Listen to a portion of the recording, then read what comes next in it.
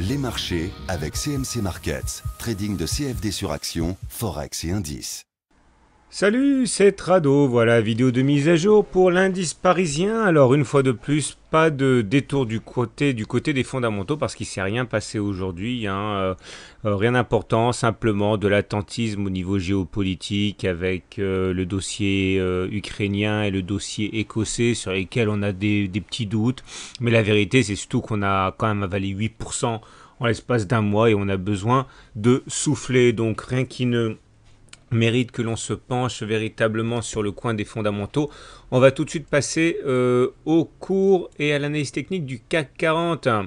Bon, alors j'avais aujourd'hui envisagé le fait qu'on irait plus bas aujourd'hui qu'hier. Au plus bas de la séance, on est donc allé chercher les 4435 et on a rebondi. Et ce qui est intéressant, c'est qu'on a rebondi sur un niveau qui est très peu utilisé, qui est pourtant un vrai niveau de support. C'est quand vous tirez des droites, des supports, hein, dans le prolongement des plats du nuage. Clairement, vous voyez le nuage a fait un plat ici, sur sa borne haute. Et bien, vous pouvez tout à fait prolonger cette zone, hein, j'en parle dans mon e-book sur Ishimoku, et ça vous donne un niveau de support. Pareil, ici, éventuellement, on pourrait en faire un en prolongeant là ou encore là. Toujours est-il que on a bien rebondi ici et on termine avec une ligne Irikubi ou une ligne de contre-attaque haussière. Alors c'est quelque chose qui sert pas à grand chose, la ligne de contre-attaque haussière, mais je vais vous expliquer pourquoi ça m'intéresse d'en parler un petit peu. Donc clairement vous avez une première bougie qui va être rouge, donc une bougie où on termine plus bas que l'on a ouvert. Et derrière, vous allez avoir une bougie verte qui aura ceci de particulier que ça va commencer par un gap, c'est-à-dire qu'on ouvre en dessous du niveau de clôture de la veille. Et finalement, tout au long de la séance, on va venir grappiller du terrain et finir sur un niveau assez proche, hein, du niveau de clôture de la veille. Ça s'appelle une ligne de contre-attaque haussière. Alors statistiquement, c'est assez pourri, hein, puisqu'on est près d'une chance sur deux d'avoir une hausse ou une baisse. Donc à ce niveau, c'est pas très intéressant. Mais par contre, c'est ce que ça veut dire en creux. Ça veut dire qu'il est en train de se passer quelque chose.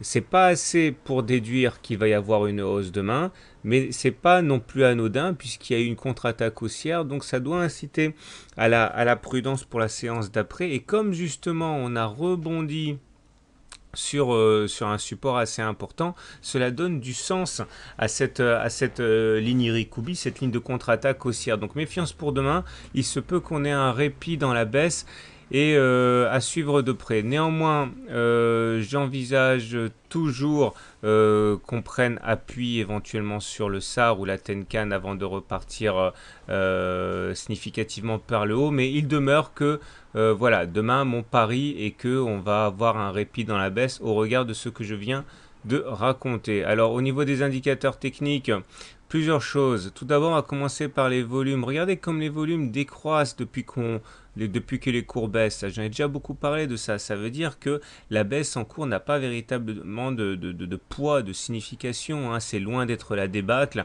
Ce qui me fait penser, encore une fois, qu'il est loin d'être improbable que l'on fasse des nouveaux plus hauts, hein. Moi, j'ai du mal à croire à un top significatif sur cette date du 4 septembre, hein.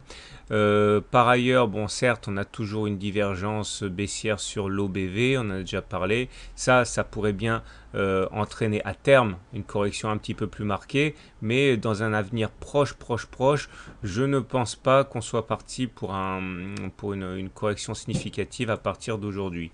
J'ai déjà parlé hier de la cassure de la ligne des 100 par le CCI, c'est pour ça qu'aujourd'hui j'avais dit qu'on ferait un plus bas, donc ça on en a déjà parlé. Le momentum, bon, pas grand chose à signaler, il décroît, ça veut dire que comme on est en territoire positif mais que ça décroît, ça veut dire simplement que la dynamique haussière a tendance à perdre de sa force. On surveillera de très très près le stochastique, hein, qui est toujours au-dessus de 80, donc toujours un territoire très très porteur pour les haussiers.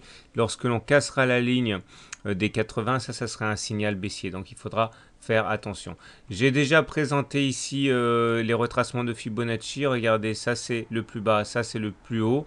Généralement, quand on retrace on va prendre appui sur des niveaux de Fibonacci. C'est pas pour ça qu'on le fera demain, vous l'avez compris. Mais en tout cas, si jamais on devait baisser, sachez que le niveau des 23,6% ici, donc les 4414 pourrait être une zone de support.